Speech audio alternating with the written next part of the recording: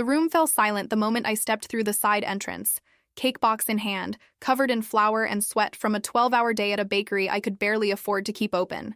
I hadn't planned to attend the Prescott Foundation charity gala, but Mrs. Delaney, my one loyal customer with actual wealth, had insisted I bring one of my cakes for the dessert auction.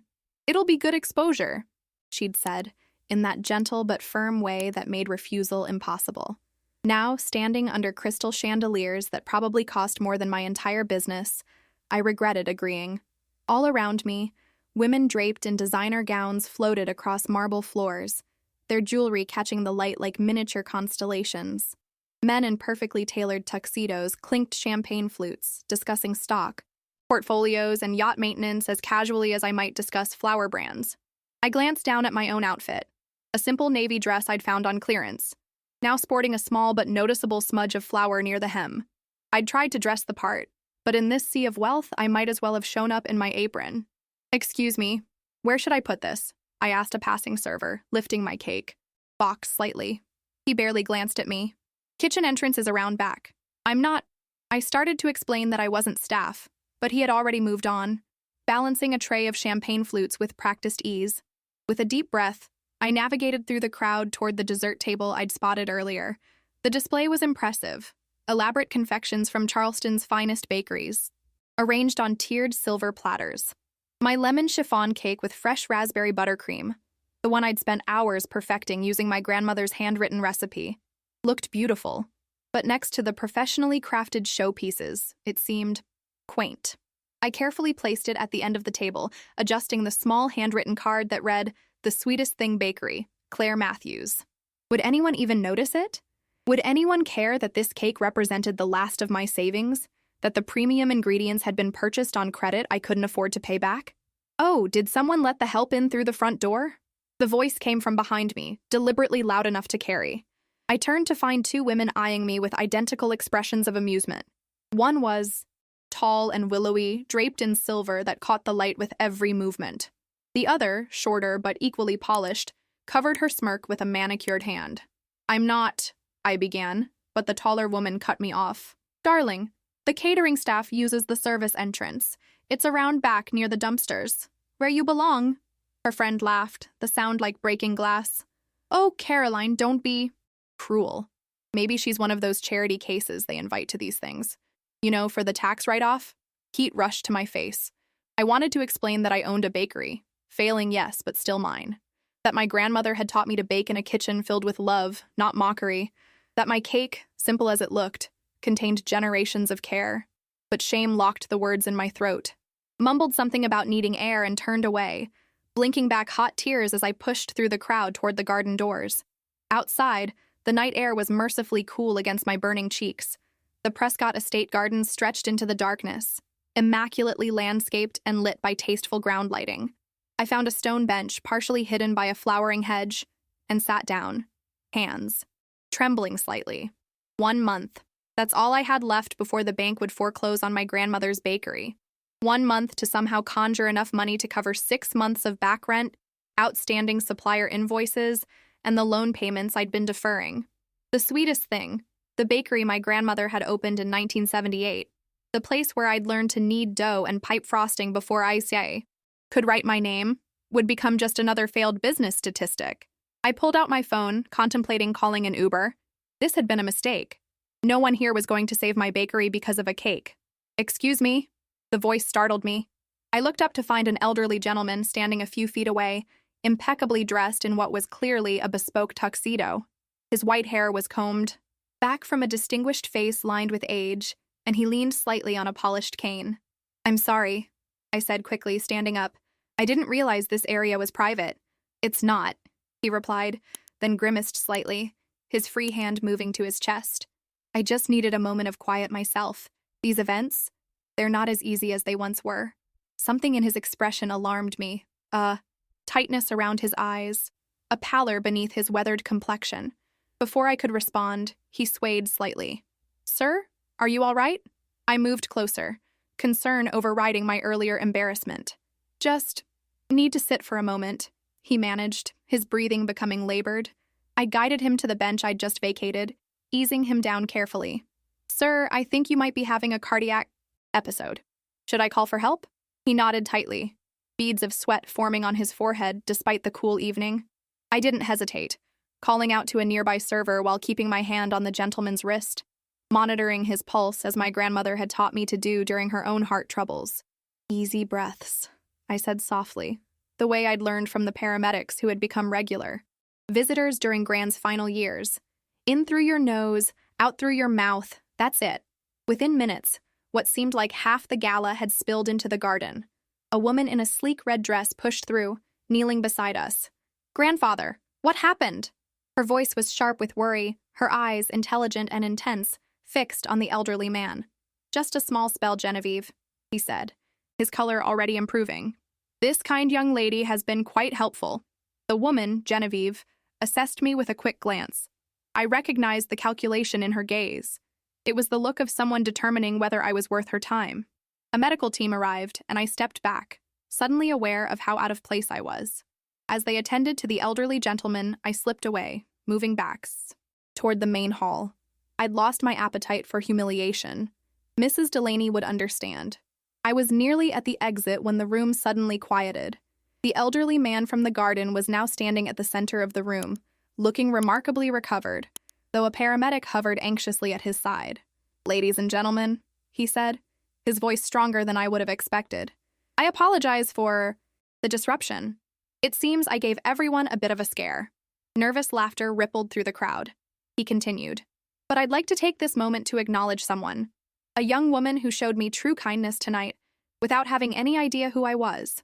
My stomach dropped as his eyes found mine across the room. I froze, suddenly the focus of hundreds of curious stares.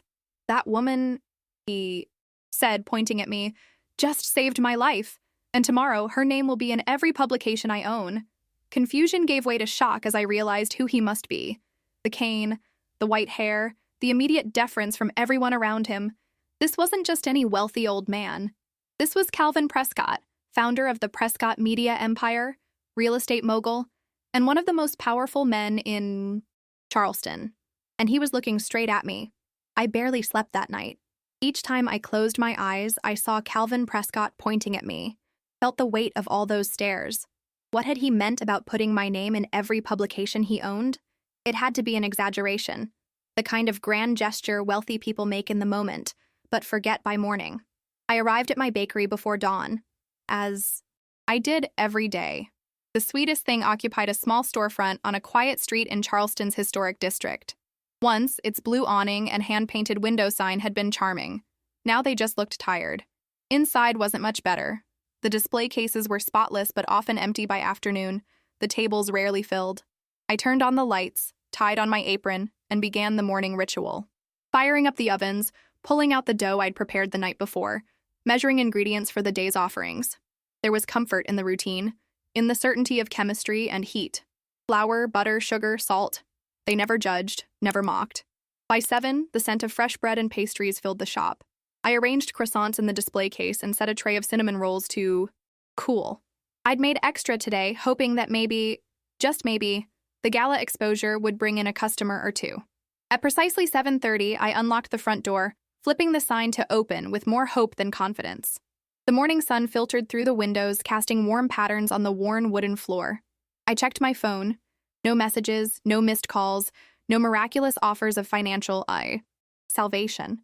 Just an email from the bank reminding me about my upcoming financial consultation. The bell above the door jingled at 7:45. Mrs. Hartwell, one of my few remaining regulars, shuffled in. "Morning, Claire," she said, smiling warmly. "The usual, please." I boxed up 2 almond croissants and rang her up, grateful for the $6.50 transaction. At this rate, I'd need approximately 4,000 more croissants to cover my debts. By 9, I'd served a total of 4 customers. I was wiping down the counter, mentally calculating how long I could stretch my remaining flour supply, when the shop bell jingled again. I looked up, customer service smile at the ready, and froze. Standing in my bakery, looking as out of place as I had at the gala, was Genevieve Prescott. I recognized her immediately, not just from last night, but from her byline photo in the Charleston Gazette. She was the city's most feared food critic, known for reviews that could make or break a restaurant overnight. Today, she wore a crisp white blouse tucked into high-waisted black pants, her dark hair pulled back in a sleek ponytail. The oversized sunglasses she removed revealed eyes that missed nothing. Claire. Matthews? Her voice was cool, professional. I nodded, suddenly aware of the flower on my cheeks, the wayward curl that had escaped my hastily arranged bun. I'm Genevieve Prescott. She extended a hand across the counter. Her grip was firm, her nails perfectly manicured in a subtle shade of nude. I know who you are, I said, hating how small my voice sounded. Is your grandfather all right? Something like surprise flickered across her face. He's fine, thanks to you. The paramedics said your quick action probably prevented a more serious episode. I shrugged, uncomfortable with the praise. I just did what anyone would do. No, she said with unexpected sharpness. You didn't. Most people at that gala would have been too concerned with networking to notice an old man in distress, or too afraid of making a scene to help. She looked around my empty bakery, her gaze taking in the chipped paint on the ceiling, the mismatched chairs, the single vase of daisies I'd picked from the small garden behind the shop. This is your place? It wasn't really a question. Yes, it was my grandmother's. I took over when she passed away 3 years ago. Genevieve nodded, as if confirming. Something to herself. Then, to my surprise, she walked to the display case and studied the remaining pastries. I'd like to try that, she said, pointing to my signature item, a lemon chiffon cake slice with raspberry buttercream. It's the same as the one I brought to the gala, I explained, feeling oddly nervous as I plated a slice for her. She took it to a table by the window along with a fork. I provided. I tried not to watch as she took a precise bite, but I couldn't help myself. This was Genevieve Prescott, whose review could crush a chef's spirit with a single paragraph. Her expression revealed nothing as she chewed thoughtfully. She took another bite, then another. Finally, she set down her fork and looked directly at me. This is the first honest thing I've eaten this year, she said. I blinked. I'm sorry? No pretension. No trendy ingredients thrown in to justify a $30 price tag. Just genuine skill. She gestured to the slice. Your grandmother taught you? I nodded, surprised she'd guessed. Everything I know. And now you're about to lose her legacy. It wasn't a question. Heat flooded my face. How did you... I had my assistant run a background check, Aggie, this morning. You're 6 months behind on rent. Your suppliers are about to cut you off. The bank is processing foreclosure papers. She delivered this information without cruelty, but with the clinical precision of someone stating facts. Humiliation washed over me for the second time in 24 hours. I straightened my spine, determined not to cry in front of this woman. Ms. Prescott, if you... I came here to offer you a deal, she interrupted, reaching into her designer handbag. She withdrew a sleek leather portfolio and placed it on the table. My grandfather was quite serious last night. He wants to help you. Or rather, he's instructed me to help you. She opened the portfolio, revealing a stack of papers. This is a proposed partnership agreement. Prescott Media would provide a full marketing relaunch of your bakery, PR, photography, website, social media, the works. You would remain head baker and creative director, retaining 60% ownership. We'd handle the business side. I stared at her, certain I'd misheard. Why would you do that? You don't even know me. 3 reasons, she said, holding up a finger. 1, my grandfather likes you, and at 83, I've learned not to question his instincts about people. A second finger joined the first. 2, I tasted your cake at the gala before I knew who made it. It was exceptional. A third finger. And 3, I've been looking for an authentic food business to back for my new content series on dying culinary traditions. She slid the portfolio toward me. Our condition is simple. You. Don't compromise. Not the recipes, not the ingredients, not your values. We're not interested in turning this into some mass-market brand that sells out to the highest bidder. I looked from the contract to Genevieve, searching for the catch, the cruel joke. I can't afford to pay you back. It's not a loan. It's an investment. She stood, smoothing her already immaculate pants. Read it over. Call a lawyer if you want. I'll be back tomorrow morning for your answer. She started toward the door, then paused. Oh, and Claire? That lemon cake? It made me remember why I got into food criticism in the first place. A ghost of a smile touched her lips. Before I became the bitch who makes chefs cry. With that, she was gone, leaving behind the scent of expensive perfume, a half-eaten slice of cake, and a contract that could change everything. I sank into a chair, legs suddenly weak. Was this real? Or just another rich person's game? The bank's foreclosure notice sat in my email inbox. The past due supplier invoices were stacked beside my register. the silence of my empty bakery pressed in around me. What choice did I really have? That night, I spread the contract across my tiny kitchen table in my even tinier apartment above the bakery. The legal language swam before my eyes. Terms like media rights, creative control, and profit-sharing arrangements blurred together as I tried to make sense of it all. I'd called the only lawyer I knew, my high school friend Melissa, who now worked in corporate law. She'd offered to review it pro bono, saying simply, "You've given me free birthday cakes for a decade, Claire. I owe you." Her assessment had been blunt. "This is legitimate. Better than legitimate, it's generous. They're offering capital investment, marketing support, and business development while leaving you creative control and majority ownership. The profit sharing is fair. The exit clauses protect you. Honestly, Claire, deals like this don't happen in real life." But that was precisely what worried me. Things that seemed too good to be true usually were.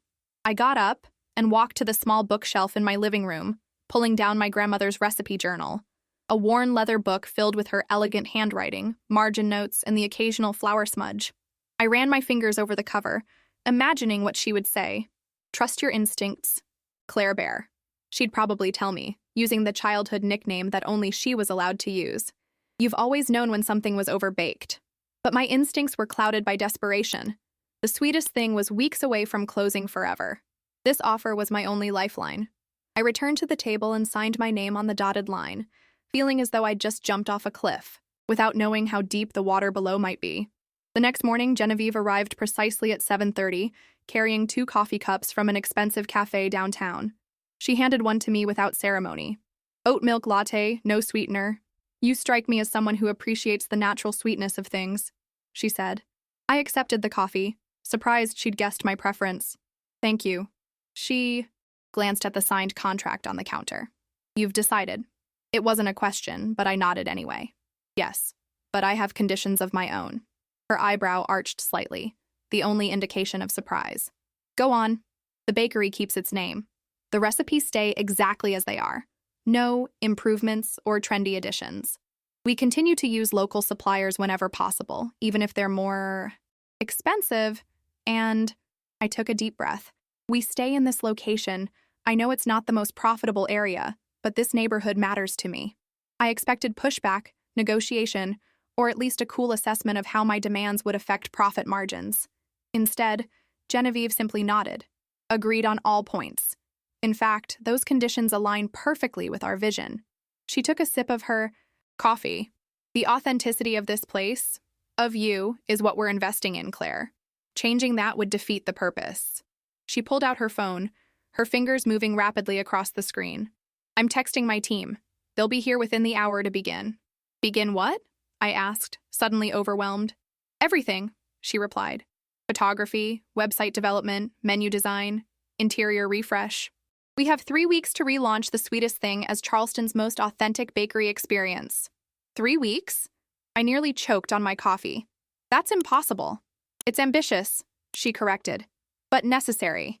Your financials indicate you don't have longer than that before complete insolvency." The blunt assessment stung, but I couldn't argue with it. Still, something else bothered me.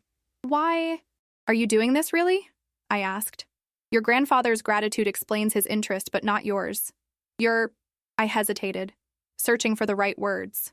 "You're Genevieve Prescott. You could back any chef, any restaurant in the city.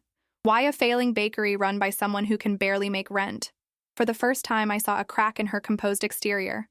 Something like vulnerability flickered across her face before disappearing behind her professional mask. "Let's just say I recognize authenticity when I see it." She glanced around the bakery. "And it's becoming an endangered species in this industry." Before I could press further, the bell above the door jingled. A stylish woman with a camera around her neck entered, followed by a man carrying what looked like fabric, swatches, and paint samples. "Ah, right on time," Genevieve said, straightening her already perfect posture. "Claire, meet Aisha, our photographer, and Marcus, our design consultant. They're the advance team." Within minutes, my quiet bakery had transformed into a hive of activity.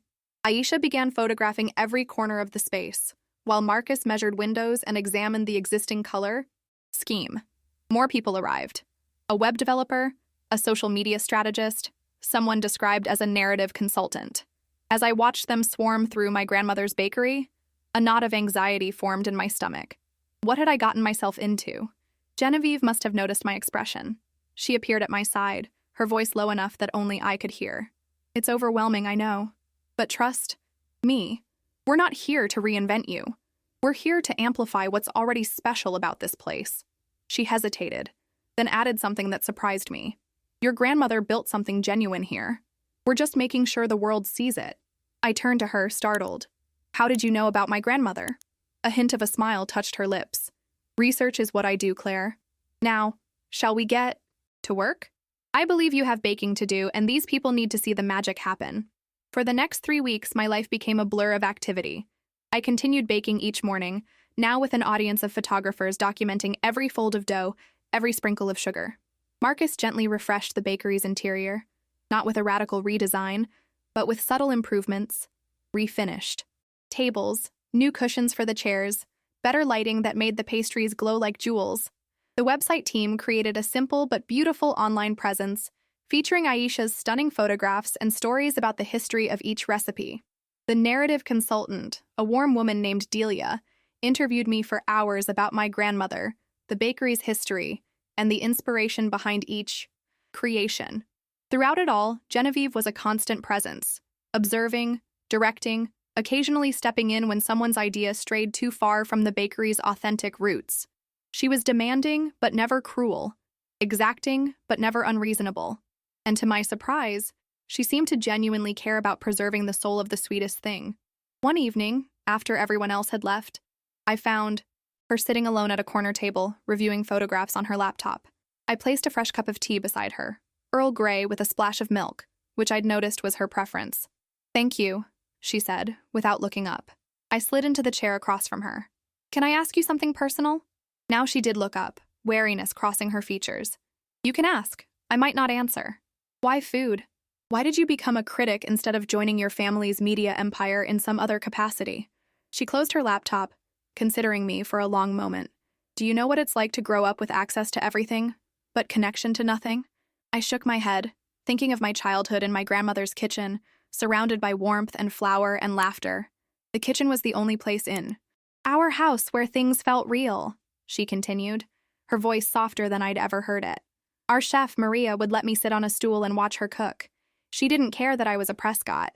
She just cared if I could properly dice an onion. A ghost of a smile touched her lips. Food was honest in a way that nothing else in my world was. The revelation hung between us, unexpected and strangely intimate. I found myself seeing Genevieve not as the intimidating powerhouse who had swept into my life, but as someone who, like me, found truth in butter and flour and heat. Your grandmother's recipes, she said, changing the subject. They're special, Claire. Not trendy, not flashy, but timeless. The world needs more of that right now. Before I could respond, she stood, gathering her things. Get some rest. Tomorrow's the big day. As she walked toward the door, I called after her. Genevieve? Thank you for all of this. She paused, her hand on the doorknob. Don't thank me yet. Tomorrow we find out if Charleston is ready for honest food. After she left, I moved around the bakery, touching the newly refinished counters, the freshly painted walls in the same shade of blue. My grandmother had chosen years ago. Everything was different, yet somehow more authentically itself than before. Tomorrow, we would relaunch the sweetest thing, and I had no idea if anyone would come. The morning of the relaunch, I woke at 3 a.m., earlier than usual, driven by a mixture of anxiety and excitement. I showered quickly, threw on my favorite jeans and a soft blue sweater, and headed downstairs to the bakery kitchen. For this special day, I'd planned an expanded menu featuring all of my grandmother's classics, her famous lemon chiffon cake, cinnamon rolls with orange zest in the dough, buttery scones studded with seasonal berries, and the apple spice bread that had won her a ribbon at the county fair every year until she stopped competing. As I moved through the familiar motions, measuring flour, creaming butter, separating eggs, I felt my grandmother's presence more strongly than I had in years. You're doing fine, Claire Bear, I could almost hear her say. Trust the process. By 6, the bakery filled with the mingled scents of vanilla, cinnamon, and freshly baked bread. The display cases, newly lit with soft, warm lighting that made everything look like it, belonged in a magazine, waited to be filled. The tables, arranged for optimal flow as Marcus had suggested, gleamed with small bud vases containing single daisies, simple, Unpretentious. Exactly right. At 6:30, the bell jingled as Genevieve entered, looking impossibly put together for such an early hour. Today, she wore a structured navy dress that somehow managed to be both professional and approachable, her dark hair loose around her shoulders. "Good morning," she said, her eyes taking in the filled display cases, the steaming coffee urns, the small welcome cards at each table, all part of the relaunch plan her team had meticulously crafted. "Everything looks perfect. I'm terrified," I admitted, wiping flour-covered hands on my apron. "What if no one comes?" She gave me a look. That managed to be both reassuring and slightly exasperated. "Claire, people are already lining up outside." "What?" I rushed to the front window, pulling back the curtain slightly. Sure enough, a small crowd had gathered on the sidewalk, chatting excitedly and peering through the glass. "How is that possible? We don't open for another 30 minutes. "The power of good marketing," Genevieve said, but there was no smugness in her tone. "And more importantly, the power of a good story. People are curious about the last honest bakery in Charleston." I turned to her. "The what?" "My article. It went live at midnight." She pulled out her phone, opened a webpage, and handed it to me. The headline read, "The Last Honest Bakery in Charleston. How a third-generation baker is preserving a dying art." Below it was Aisha's stunning photograph of me at my grandmother's work table, hands deep in dough, expression focused and serene in a way I hadn't realized I could look. I scanned the article, my eyes widening as I read Genevieve's words. "In an age of Instagram-ready confections designed to photograph better than they taste, the sweetest thing offers something revolutionary. Authenticity. Claire Matthews, granddaughter of beloved local baker Eleanor Matthews, doesn't create desserts that will earn thousands of likes. She creates food that nourishes the soul and connects us to a simpler time, when measurements were by feel, not by digital scale, and recipes were passed down through generations like precious heirlooms. In a blind tasting, her lemon chiffon cake brought tears to the eyes of this hardened critic, not because it was innovative or avant-garde, but because it tasted like memory itself, of summers on grandmother's porch, of celebrations unmarred by the pressure to document every moment for social media. The sweetest thing isn't just a bakery, it's a time machine, an antidote to our disconnected digital lives, a reminder that some traditions are worth preserving." I looked up, speechless. The article continued for several more paragraphs, each more eloquent than the last, painting a picture of my humble bakery as some kind of cultural touchstone. "Genevieve, I don't know what to say." She took the phone back, her expression unreadable. "Say nothing. Just bake. Be exactly who you are." She glanced at her watch. "It's time. Ready?" I nodded, though my heart was hammering. Genevieve moved to the door, turned the sign to open, and unlocked it with a flourish. What followed was unlike anything I'd experienced in my 3 years running the bakery. People streamed in, not just a few curious customers, but a steady flow that quickly filled every table and formed a line at the counter. They asked for specific items mentioned in Genevieve's article, took photos, though many, interestingly, put their phones away after the first bite as if the food itself commanded their full attention, and lingered over coffee and conversation. I moved between the kitchen and the counter, baking replacement batches as items sold out, greeting customers, answering questions about my grandmother's recipes. 2 culinary students I'd hired. As part-time help, another part of Genevieve's plan, managed the register and coffee service, their enthusiasm adding to the vibrant atmosphere. By noon, we had sold out of nearly everything. As I emerged from the kitchen with the last batch of cinnamon rolls, I found myself face-to-face with none other than Calvin Prescott himself, seated at a corner table with a cup of tea and a slice of lemon. Chiffon cake. "Mr. Prescott?"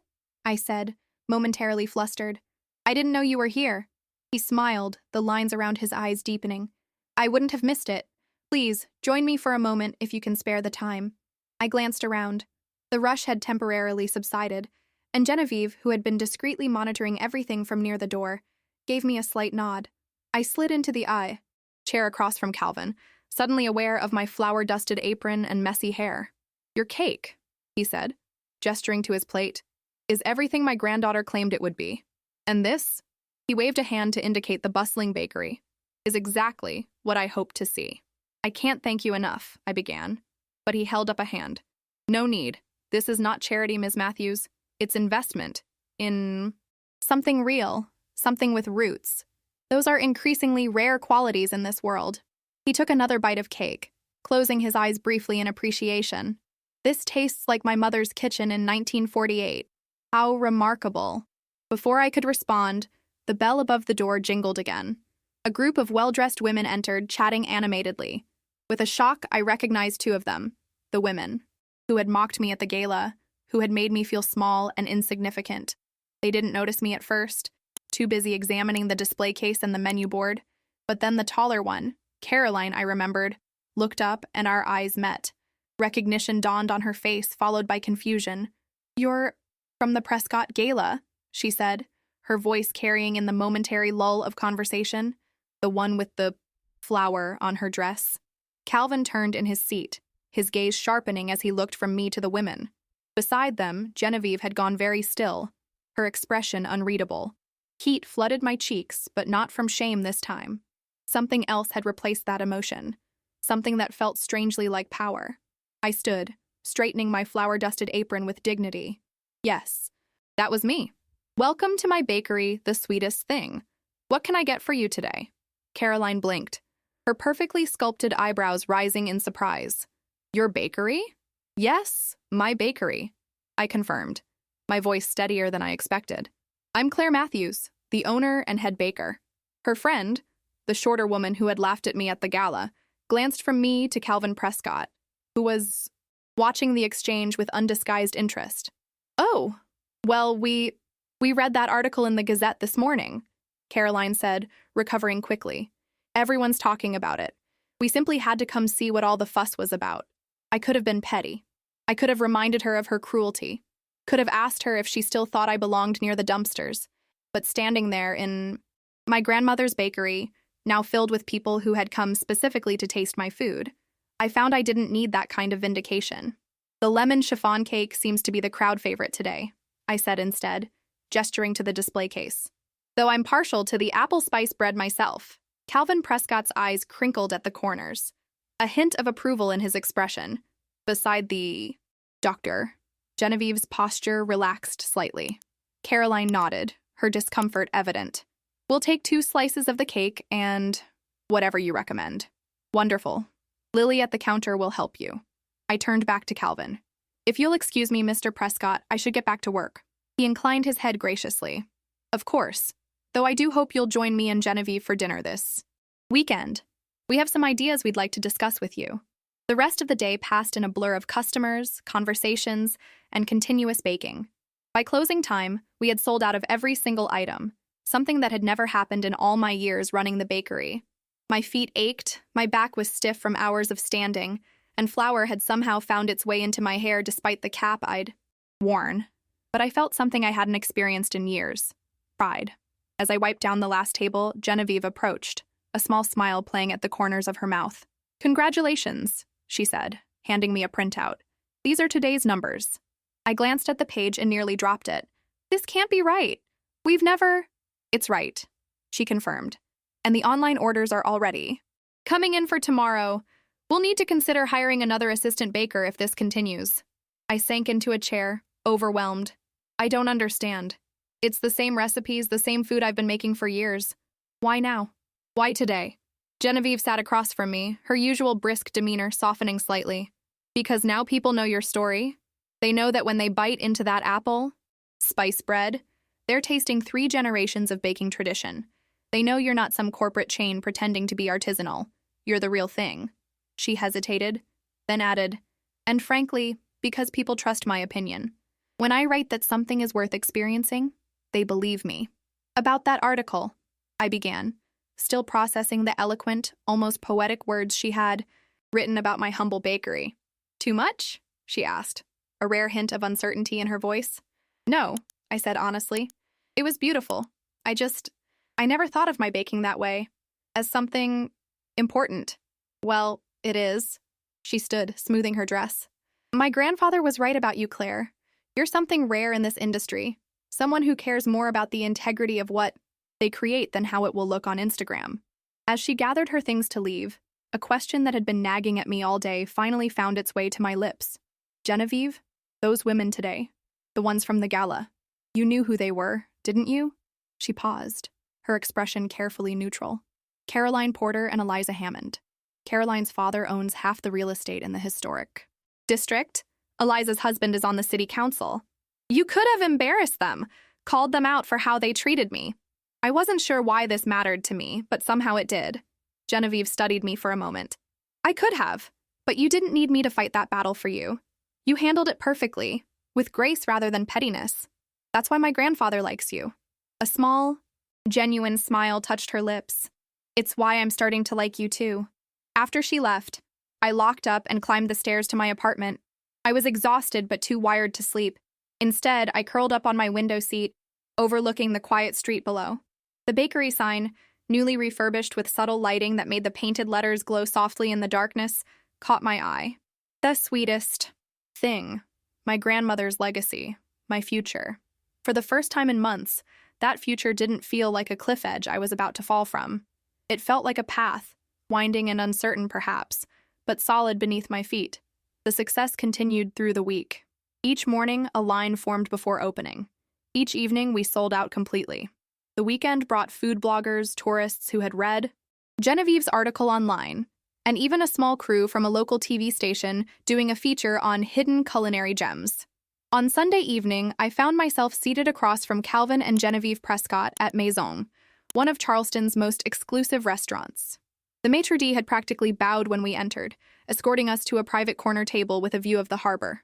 Claire, Calvin said, after we had ordered, I hope you don't mind, but I've invited someone to join us. He nodded toward the entrance where a man in a tailored suit was speaking with the host. That's James Harrington, Genevieve explained, noting my confusion. He's the director of the Charleston Food and Heritage Foundation. Before I could process this information, James had joined us, shaking hands warmly with Calvin and Genevieve before turning to me. Ms. Matthews, he said, his voice deep and resonant. I've heard remarkable things about your bakery. And I must say, Genevieve has never steered me wrong when it comes to culinary talent. Over a meal that probably cost more than my monthly utility bill, Calvin and James explained their proposal. The sweetest thing would be featured at the upcoming SAU, Charleston Food Festival, not in the general exhibition hall with dozens of other vendors, but in a special heritage showcase highlighting traditional Southern cooking techniques. We're calling it Traditions Worth Saving, James explained, his enthusiasm evident. Your bakery would be the centerpiece, a living example of how classic methods and recipes can still resonate in today's world. It's an incredible honor, I said, trying to keep the overwhelm from my voice. But I'm just a small neighborhood bakery. I don't have the resources or staff to handle something of that scale. That's where we come in, Genevieve interjected smoothly. Part of our partnership agreement includes event support. We'd handle all the logistics, staffing, and setup. You would simply do what you do best, bake, and share your grandmother's legacy. The conversation shifted to practicalities, dates, expectations, which signature items would best represent the sweetest things philosophy. Throughout it all, I felt a strange sense of disconnection, as if I were watching myself from a distance. 3 weeks ago, I had been on the verge of bankruptcy, invisible and struggling. Now I was dining with some of Charleston's most influential figures, being invited to showcase my grandmother's recipes at the city's premier food event. As we finished our desserts, a deconstructed cheesecake that was beautiful, but to my baker's palate, slightly lacking in depth of flavor, Calvin addressed me directly. There's one more thing, Claire. Something I've been considering since we met. He folded his hands on the party table, his expression serious. I'd like to establish a scholarship in your grandmother's name at the Charleston Culinary Institute for students interested in traditional baking techniques. I nearly choked on my water. Mr. Prescott, that's incredibly generous, but no buts, he said gently. Eleanor Matthews preserved something valuable. Not just recipes, but a way of approaching food with integrity and care that deserves to be recognized and continued. As we left the restaurant, Genevieve fell into step beside me. You're overwhelmed, she observed. Is it that obvious? I asked, offering the valet my ticket for the modest Honda Civic I'd had since college, a stark contrast to the sleek luxury vehicles that Genevieve and her grandfather would be retrieving. Only to someone who's watching. She hesitated, then added, It's a lot, I know, but you don't have to do it all at once. One day at a time, one cake at a time. As my car was brought around, I turned to her. Why did you really choose my bakery, Genevieve? There must be dozens of struggling food businesses with more potential for profit or prestige. She considered me for a long moment. The streetlights, casting shadows across her face. Because when I tasted your cake, I remembered what food is supposed to do. Connect us to something real. And because when I saw how those women treated you at the gala, and then watched you help my grandfather without hesitation, I recognized something worth investing in. She smiled, a genuine expression that transformed her usually composed features. Integrity is rare, Claire. When you find it, you don't walk away. As I drove home through the quiet streets of Charleston, her words echoed in my mind. Integrity, connection, worth. For years, I had been baking my grandmother's recipes, clinging to a legacy I feared would disappear. Now, somehow, that very legacy had become my path forward, not just to financial survival, but to something that felt increasingly like purpose. The Charleston Food Festival was 6 weeks away, and the sweetest thing had transformed from a struggling neighborhood bakery to a destination that regularly had lines around the block. We'd hired 3 new staff members, 2 assistant bakers and another counter person, all trained meticulously in my grandmother's methods. The expanded team allowed us to increase production without sacrificing quality, and more importantly, gave me occasional time to breathe. One Thursday afternoon during a rare lull, I was experimenting with a new variation of my grandmother's apple spice bread, adding a touch of bourbon to the glaze, when the bell above the door jingled. "Be right with you," I called, sliding the test loaf into the oven. "No rush," replied a familiar voice. "I'm here to steal you away, not to order." I emerged from the kitchen to find Genevieve leaning against the counter, dressed more casually than I'd ever seen her. In tailored jeans and a soft gray sweater, her hair pulled back in a simple ponytail. "Steal me away?" I wiped flour from my hands onto my apron. "I can't leave. We have the afternoon rush in an hour.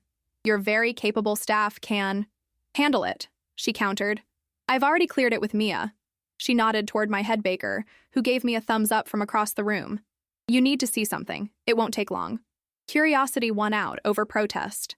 20 minutes later, we were in Genevieve's sleek car, driving toward a part of Charleston I rarely visited, an up-and-coming area that had once been industrial but was now filled with trendy restaurants and boutiques. "Where exactly are we going?" I asked as she parked in front of a large brick building with arched windows. "You'll see." There was an unusual energy about her today, an excitement she was trying to contain. She led me through the building's front doors into a cavernous space filled with natural light from skylights above. The floors were polished concrete, the walls exposed brick. Various construction materials were scattered around, and workers in hard hats moved purposefully through the space. "What is this place?" I asked, taking in the high ceilings and open layout. "This," Genevieve said, "is the future home of the Kindness Kitchen." I turned to her, confused. "The what?" She guided me toward a large table where blueprints were spread out. "It's a concept I've been developing since we started working together, a community space centered around traditional baking and cooking techniques." She pointed to different areas on the blueprint. "Teaching kitchen here, cafe space here, community garden on the roof. And this," she indicated a section near the front, "would be a special showcase for the Sweetest Thing products." I stared at the plans, trying to process what she was suggesting. "Genevieve, I don't understand. This is enormous. The cost alone would be already secured," she interrupted. "My grandfather is the primary investor, but we've also received commitment from the Charleston Cultural Preservation Fund and 3 private donors who believe in the concept." "Which is what, exactly?" I asked, still, struggling to grasp the scale of what she was showing me. "A place where your grandmother's legacy doesn't just survive, it grows." She moved around the table, suddenly animated in a way I'd never seen her. "Think about it, Claire. The bakery is thriving, but it's limited by its size and location. Here, we could offer classes for underprivileged youth, teaching them not just baking skills, but business fundamentals. We could create a scholarship program for culinary students interested in heritage techniques. We could preserve and document traditional recipes from across the South before they disappear." The passion in her voice was contagious, but I still felt overwhelmed. "It sounds amazing, but why me? I'm just a neighborhood baker. I don't know anything about running something like this." "That's exactly why it needs to be you," she said firmly. "You're not just a baker, Claire. You're a keeper of tradition, someone who understands that food isn't just about taste. It's about connection, heritage, care." She hesitated, then added more softly, Those are things that can't be taught. They have to be lived. As we walked through the space, Genevieve outlined her vision in more detail. The Kindness Kitchen would be a non-profit entity, separate from but connected to the sweetest thing. I would serve as creative director, overseeing curriculum development and quality standards, while a professional executive director would handle the business aspects. Your bakery would remain exactly as it is, she assured me. This would be an expansion of your mission, not a replacement for it. By the time we returned to the car, my head was spinning with possibilities. On the drive back to the bakery, I finally asked the question that had been nagging at me. Why is this so important to you, Genevieve? This goes way beyond our business partnership. She was quiet for a long moment, her eyes fixed on the road. When she finally spoke, her voice held a vulnerability. I'd rarely heard from her. When I was growing up, the kitchen was the only place where status didn't matter. Our family chef, Maria, treated me like any other curious child, not like a Prescott heir. She taught me that food made with integrity and care creates something more valuable than any luxury item. She glanced at me briefly. The world needs more of that, especially now. Back at the bakery, I found myself distracted for the rest of the day. The Kindness Kitchen. The name itself resonated with me, reminding me of afternoons spent in my grandmother's kitchen, where neighborhood children would often gather to learn how to roll dough or frost cupcakes. She had never turned anyone away, never made anyone feel they didn't belong. That evening, after closing, I pulled out her recipe. Journal again, running my fingers over the pages she had filled with not just instructions, but stories. Notes about where each recipe had come from, who had taught it to her, what occasions it had marked. In the margins of the apple spice bread recipe, she had written, "Remember, Claire Bear, baking isn't just about feeding stomachs. It's about feeding souls." The next morning, I called Genevieve. "I'm in," I said when she answered, "for the Kindness Kitchen, but I have conditions." "Of course you do," she replied, and I could hear the smile in her voice. "Let's hear them." "We keep it accessible, sliding scale pricing for classes, scholarships for those who need them. We partner with local schools and community centers. We document and preserve recipes from all traditions, not just the ones that are marketable or trendy."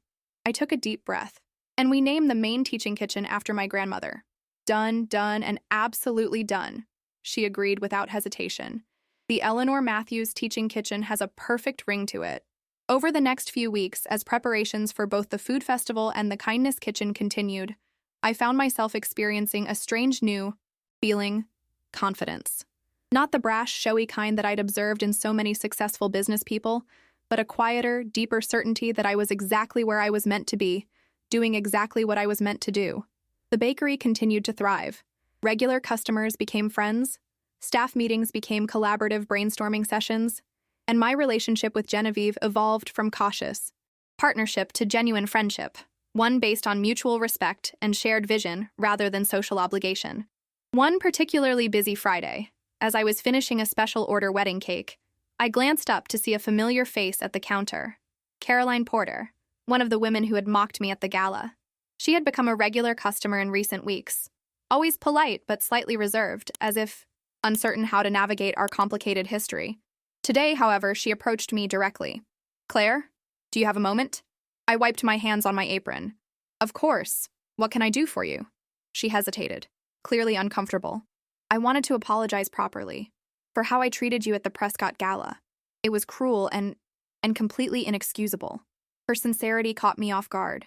"Thank you for saying that," I said simply. "The truth is," she continued, "I've been coming here because your apple spice bread reminds me of my grandmother's. She passed away last year, and I've been trying to recreate her recipe ever since, but I can't get it right." She smiled sadly. "When I tasted yours, it was like having a piece of her back, just for a moment." The confession touched something in me. "Would you like to learn how to make it?" I offered impulsively. "I'm testing recipes for the Kindness Kitchen classes next week.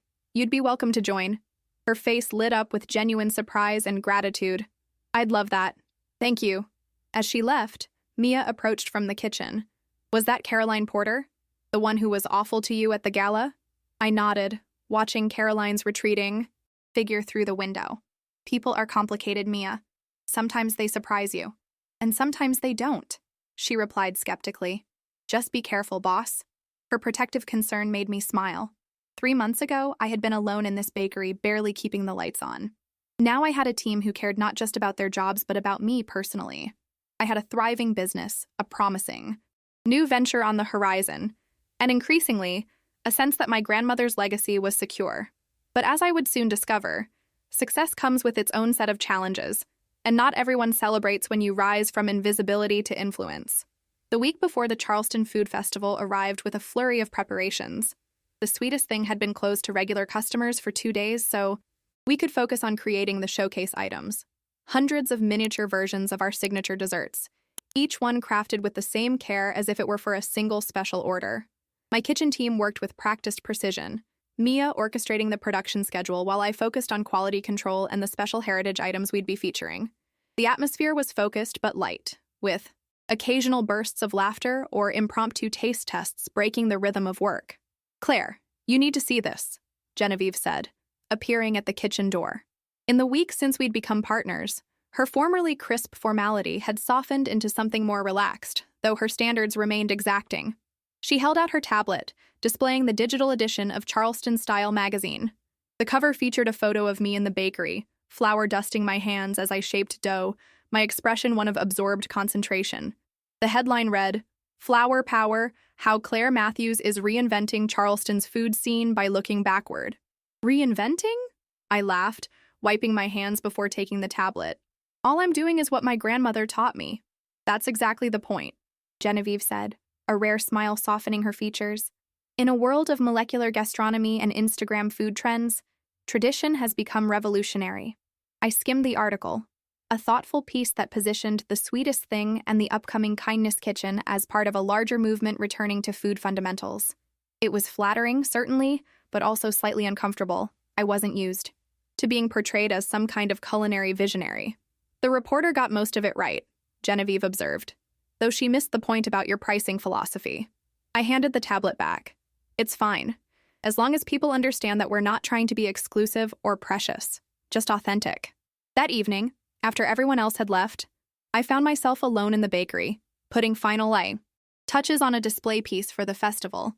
A 3-tiered cake decorated with handcrafted sugar flowers, modeled after the wildflowers that grew in my grandmother's garden. It was technically challenging work, requiring complete concentration, and I was so absorbed that I didn't hear the front door open. "It's beautiful," I startled, nearly dropping the delicate sugar bloom in my hand. "Calvin." Prescott stood in the doorway between the kitchen and the front of the shop, leaning slightly on his cane. "Mr. Prescott, I didn't hear you come in." I quickly set down my tools and wiped my hands. "Genevieve mentioned you might stop by, but I thought that would be tomorrow." He moved further into the kitchen, his keen eyes taking in the organized chaos of festival preparations. "I find I sleep less these days. Thought I'd take advantage of the evening hours." He gestured to the cake. "Your grandmother taught you this?" I nodded. "She learned from her mother, who learned from hers, though the sugar work was something I studied later, at culinary school. A perfect blend of heritage and innovation." He smiled approvingly. "May I sit?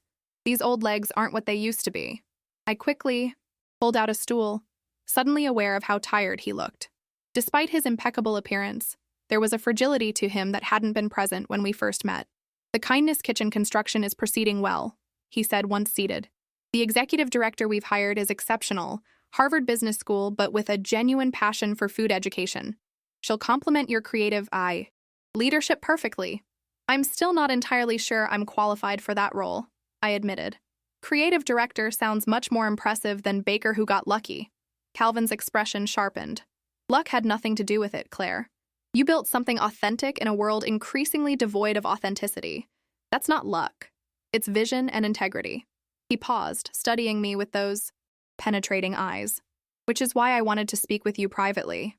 Something in his tone made me uneasy. "Is everything all right?" "With the project, yes. With my health," he sighed. "Let's just say I'm putting my affairs in order, which includes making sure the Kindness Kitchen has a secure future." My concern deepened. "Mr. Prescott—" "Calvin, please." "Calvin," I amended. "Should you be talking to Genevieve about this instead?" A shadow crossed his face. "Genevieve knows about my health. What she doesn't know, what I'm about to tell you, is that I've arranged for the majority of my personal foundation's funding to go to the Kindness Kitchen after I'm gone." I stared at him, stunned. "That's Incredibly generous, but it comes with a condition, he continued. You must remain as creative director for a minimum of 5 years. The funding is tied to your leadership. But why? Genevieve is the one who conceived the project. She's the one with the business expertise. Genevieve has vision and drive, yes. But you, Claire, have something rarer. An authentic connection to the traditions we're trying to preserve. His expression softened. And, if I may be blunt, you balance my granddaughter in ways she desperately needs. I considered his words carefully. What do you mean? Genevieve has spent her life in a world where appearance often trumps substance. Her career as a critic gave her a platform to champion authenticity, but it also reinforced her tendency to judge rather than create. He smiled slightly. You create. Without pretension, without calculation. That's influenced her more than you know. The weight of his trust settled on my shoulders like a tangible thing. I don't know what to say. Say you'll accept, he replied simply. Say you'll continue what we've started here, long after I'm gone. Before I could respond, the front door of the bakery opened again, and Genevieve's voice called out, Grandfather, your driver said you might be here. As she entered the kitchen, her eyes moved quickly between us, concern evident in her expression. Everything all right? Calvin stood, his momentary vulnerability once again concealed behind his dignified exterior. Perfectly fine. Just admiring Claire's artistry and discussing festival details. Genevieve didn't look entirely convinced, but she didn't press the issue. Well, your doctor would admire you getting some rest. The car's waiting. After they left, I remained in the kitchen, Calvin's words echoing in my mind.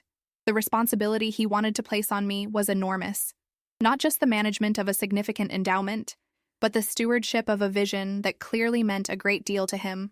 The following morning, the final day before the festival, I arrived at the bakery to find an unfamiliar woman waiting outside.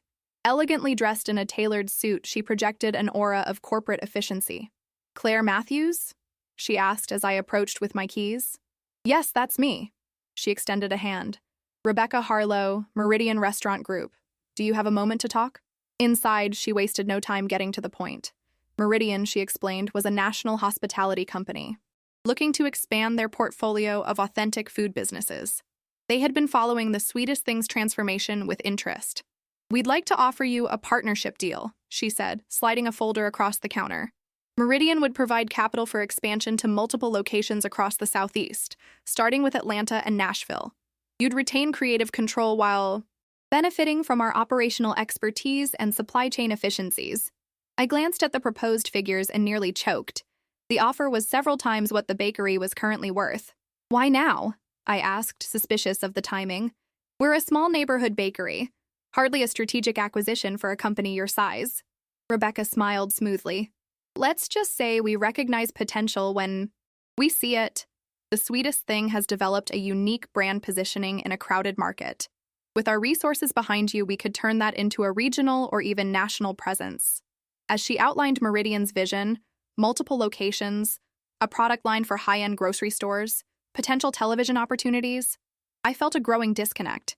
Everything she described sounded impressive, profitable, and completely at odds with what the Sweetest Thing actually meant to me. I appreciate your interest, I said when she finally paused, but I need to discuss this with my business partner before making any decisions. Rebecca's expression cooled slightly. Of course, though I should mention that our offer is for your shares only. Ms. Prescott's involvement isn't part of our acquisition strategy. After she left, I called Genevieve immediately. To my surprise, she laughed when I told her about the offer. Meridian approached my grandfather 2 weeks ago, she explained. He turned them down flat, so now they're trying to go directly to you. Classic corporate tactic. You knew they were interested and didn't tell me.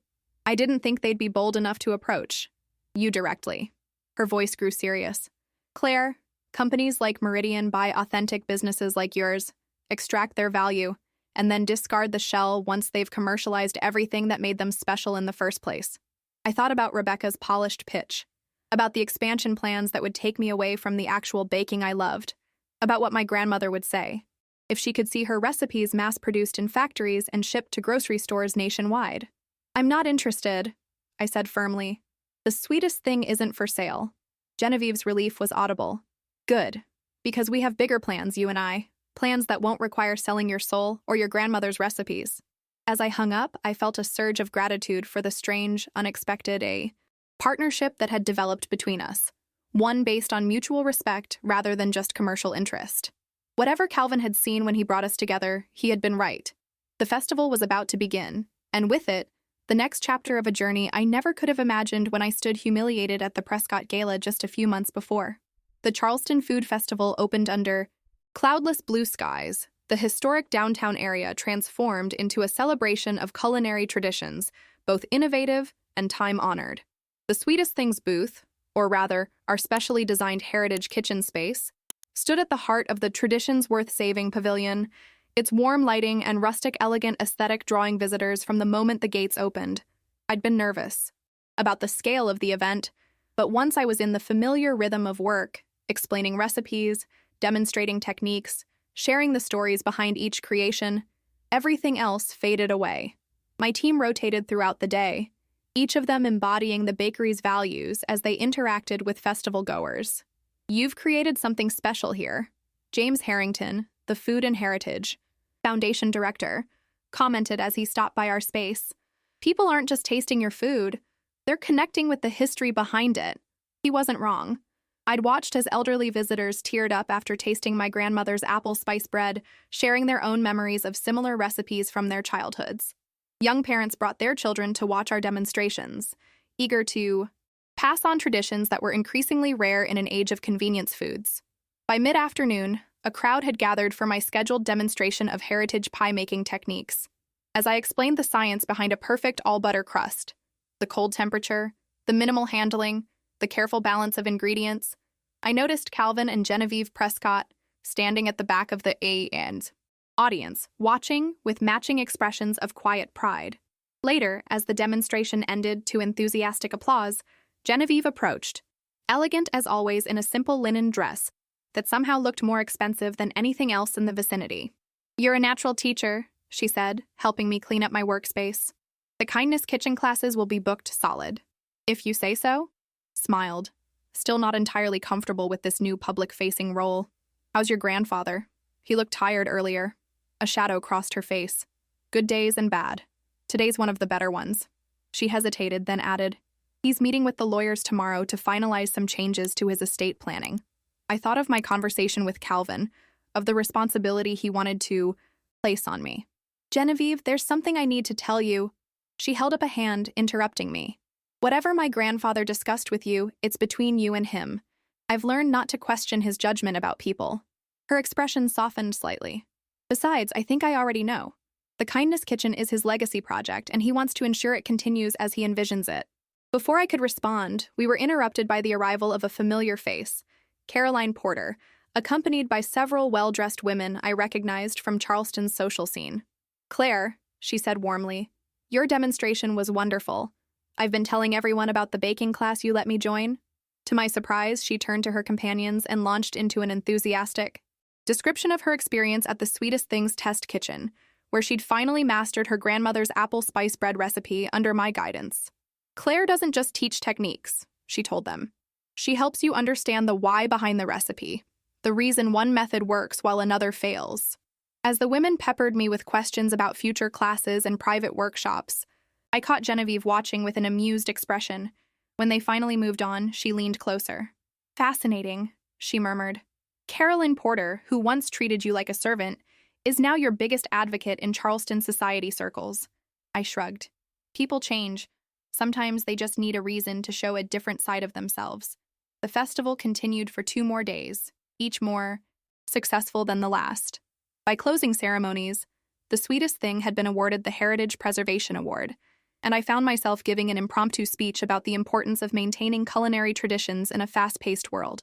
As I looked out at the audience, at my dedicated staff, at the Prescotts, at new friends and converts to my grandmother's baking philosophy, I felt a profound sense of coming full circle. 6 months ago, I had stood invisible at the edges of Charleston society, my bakery days away from closing forever. Now I stood at a podium, my voice being heard, my grandmother's legacy secure. 1 week after the festival, we gathered for the official groundbreaking ceremony at the Kindness Kitchen. The restored industrial building gleamed in the morning light, its transformation already well underway. A small crowd had assembled, donors, community partners, media, and a group of culinary students who would be among the first to benefit from our scholarship program. Calvin Prescott, looking frail but determined, stood beside me as I cut the ceremonial ribbon. His hand on my shoulder was light but steadying. My grandfather used to say that wealth without purpose is poverty in disguise, he told the assembled crowd. The Kindness Kitchen represents the kind of purpose that transcends commercial success. It preserves not just recipes, but the human connections that food at its best can create. Later, as the event wound down, I found a quiet moment with Genevieve in what would soon become the Eleanor Matthews Teaching Kitchen. The space was still, under construction, but I could already envision it filled with students, with laughter, with the sense of baking and the sounds of shared discovery. I never properly thanked you, I said, turning to her, for seeing something in my bakery, in me, worth investing in. Genevieve's usual composure softened. I should be thanking you. Before the sweetest thing, my work had become clinical, analyzing, critiquing, finding flaws. You reminded me why I fell in love with food in the first place. She hesitated, then added, My grandfather isn't well, Claire. The doctors say it could be months, maybe less. I'm so sorry, I said, genuinely pained by the news. Despite our brief acquaintance, I had come to deeply respect Calvin Prescott, not for his wealth or influence, but for his vision and integrity. He's at peace with it, she continued, especially now that he knows the Kindness Kitchen will continue. She met my eyes directly. He's entrusted you with something important to him, to both of us. I won't let him down, I promised. Or you. A week later, the sweetest thing reopened after a brief post-festival break. The line stretched around the block, filled with both longtime regulars and new customers drawn by our festival's success. Inside, the bakery hummed with purpose and energy. Mia training a new assistant baker, the counter staff efficiently handling the steady flow of orders, the display cases filled with my grandmother's recipes, each one made with the same care she had taught me. As I moved between kitchen and counter, I caught sight of a framed photograph we'd recently hung on the wall. My grandmother in her kitchen, flour on her hands, a young me beside her, both of us laughing as we shaped bread dough together. Beside it hung the Charleston Food Festival Heritage Award and a framed copy of Genevieve's original article about the last honest bakery in Charleston. The bell above the door jingled, and I looked up to see Genevieve entering, accompanied by James Harrington and, to my surprise, Rebecca Harlow from Meridian Restaurant Group. Don't worry, Genevieve said, noting my expression. Ms. Harlow isn't here with another acquisition offer. She's interested in discussing a potential partnership with the Kindness Kitchen Scholarship Program. Rebecca smiled ruefully. Sometimes it's better to join a movement than try to buy it. As we settled. At a corner table, I excused myself briefly to check on a batch of cinnamon rolls. In the kitchen, surrounded by the tools and ingredients that had sustained my family for generations, I took a moment to absorb how dramatically my life had changed. The memory of that humiliating moment at the Prescott Gala, Caroline's mockery, the burning shame, the feeling of invisibility, now seemed distant, almost belonging to a different person. Not because I had achieved success or recognition, but because I had discovered something more valuable, my own worth, independent of others' validation. When I returned to the table with a tray of fresh pastries, the conversation was flowing easily. Plans for the Kindness Kitchen's opening, ideas for community outreach, potential corporate partnerships that aligned with our values. The future unfolding in ways I could never have imagined when I stood alone in my failing bakery just months before. Later that evening, after closing, I sat alone in the bakery, my grandmother's recipe journal open before me. I ran my fingers over her familiar handwriting, the pages now soft with use and time. On the final page, she had written something I'd read 100 times but only now fully understood. Remember, Claire Bear, success isn't measured by how many people know your name, but by how faithfully you've shared your gifts. A cake baked with love feeds more than the stomach. It feeds the soul. And that, my darling, is the sweetest thing of all. I closed the journal gently, thinking of all that had transpired since that night at the Prescott Gala. The mockery that had led to a chance encounter. The kindness that had opened unexpected doors. The partnership with Genevieve that had evolved from cautious business arrangement to genuine friendship. The vision for the Kindness Kitchen that would carry my grandmother's legacy forward in ways neither of us could have imagined. They had laughed at me because I didn't belong in their world, but I wasn't, trying to fit into theirs. I was building my own. And in the end, that's what made all the difference. As I turned out the lights and locked up the bakery that my grandmother had built and that I had nearly lost, I felt her presence strongly, not as a ghost or memory, but as a continuation. In every recipe we baked, in every student we would teach, in every tradition we would preserve, her spirit lived on. And that truly was the sweetest thing of all.